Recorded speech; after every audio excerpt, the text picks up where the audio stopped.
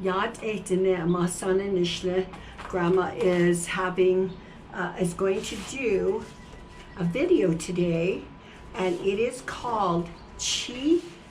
Now it's spelled Chiih, and it's called Chiih. It's a naturally occurring red earth pigment, and I'm going to show you. This is what it looks like. I don't know if you can see it. I want to hold it in the sun. It's beautiful. Now, Grandma's going to give you some history first before I tell you about it in my life. Ochre basically occurs naturally in rocks, soil, where iron minerals have pooled and formed. It can be found in valley edges, eroding out of cliffs, even caves eroding out of the bedrock. And ochre ranges in color from yellow to deep orange or brown. It has a variant of ochre containing a large amount of hematite or dehydrated iron oxide. It has a reddish tint known as red ochre. Again, here you go.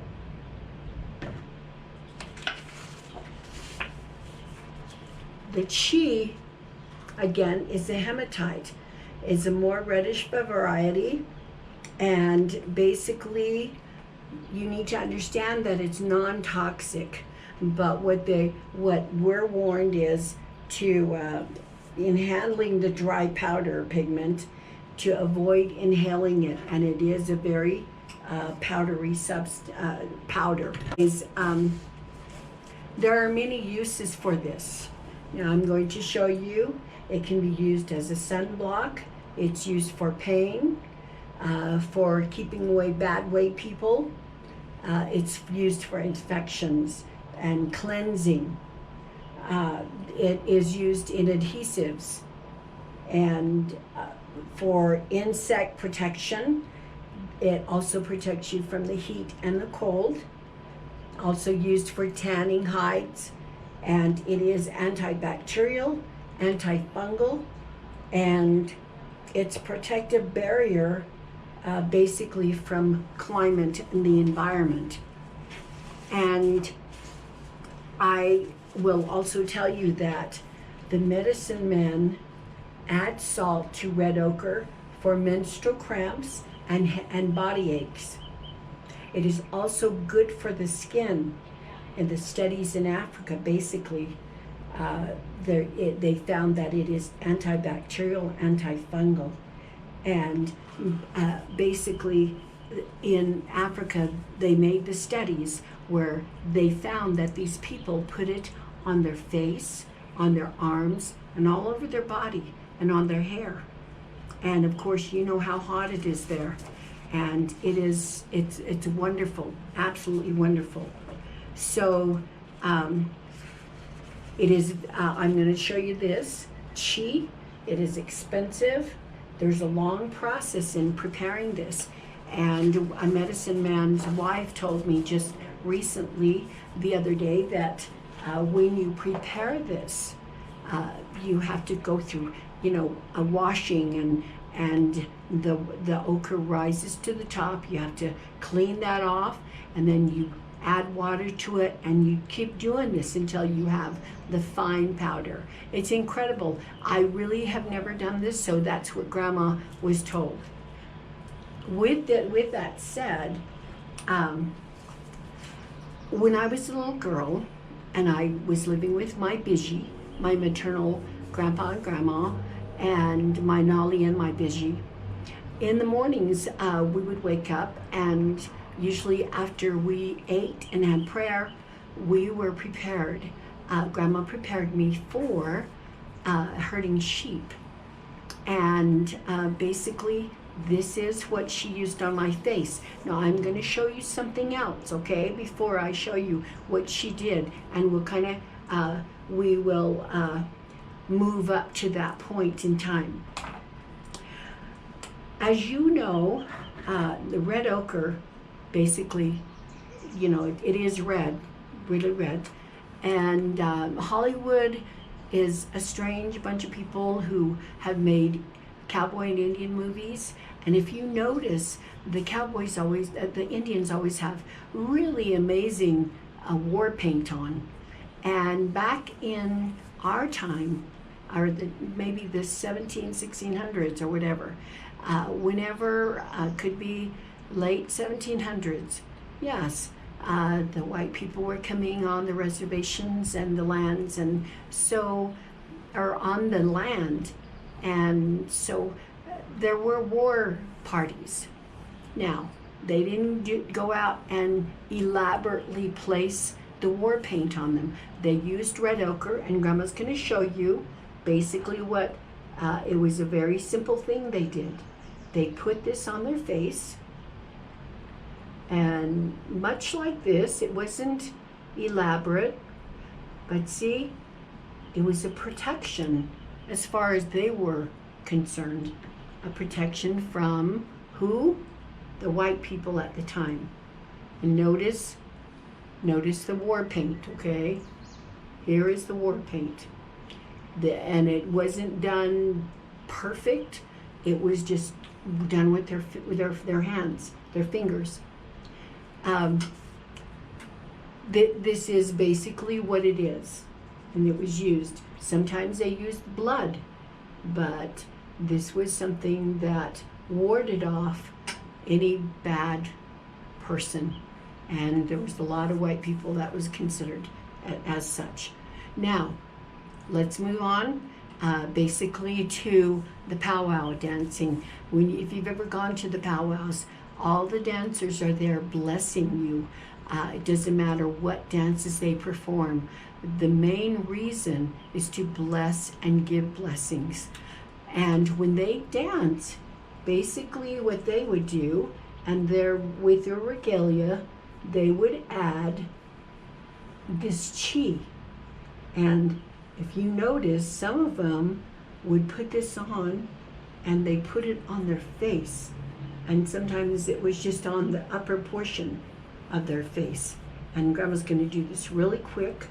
And basically, sometimes they either would have it just like this, or they would cover the rest of their face with this chiih.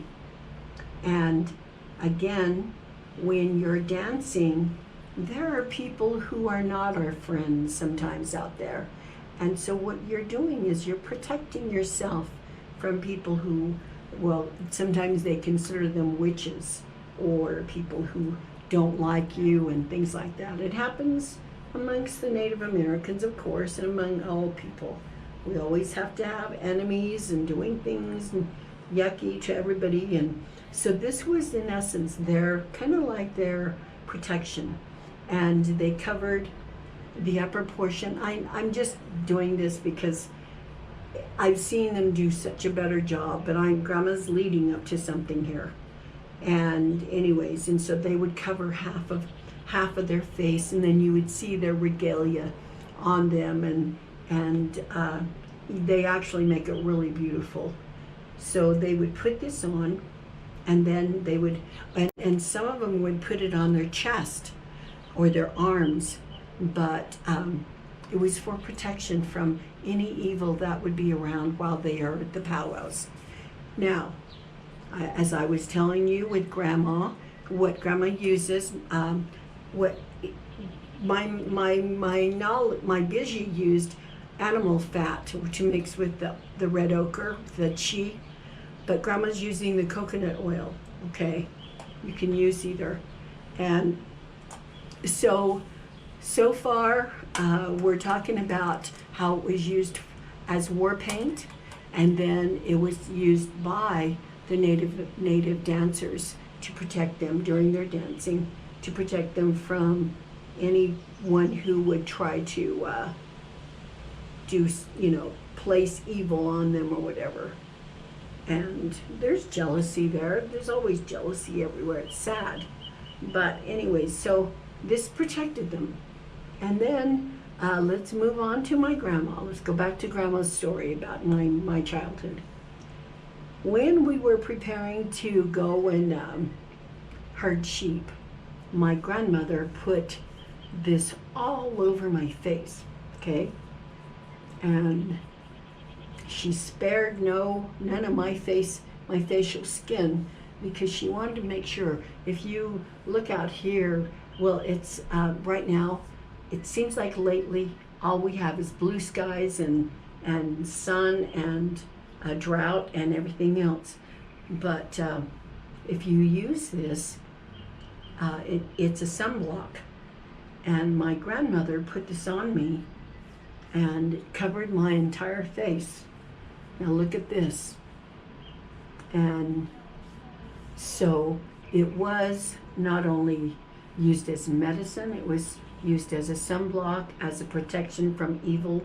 And anyway, so here I am with the red face, and I was really cute when I was little, remember that. Grandma's not cute anymore, but when she would put this on my face, then we would go out there and make sure Grandma always had a scarf. And here we go. It was something like this, and she would put that on me, and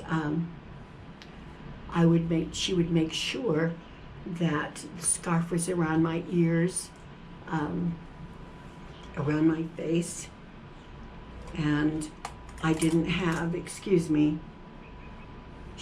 we basically were out there like this. Now I don't have my thing here, but anyways, we were out there herding sheep as such. Now I was little, and I always had something like this, and sometimes we covered our neck, but not necessarily. Now you got to remember, sorry, Grandma looks awful, but you got to remember, Navajo women, the Dene women, were very modest. Everything, all the collars, the high collars, you had your sleeve all the way down to your wrist, and so you didn't need to cover your arms. Everything else was covered. And then you had a long dirndl skirt. So anyways, this is basically what the Dene use it for. And the medicine men, again, if you remember, like Grandma said, this is called Chiih, and it's a naturally occurring red earth pigment.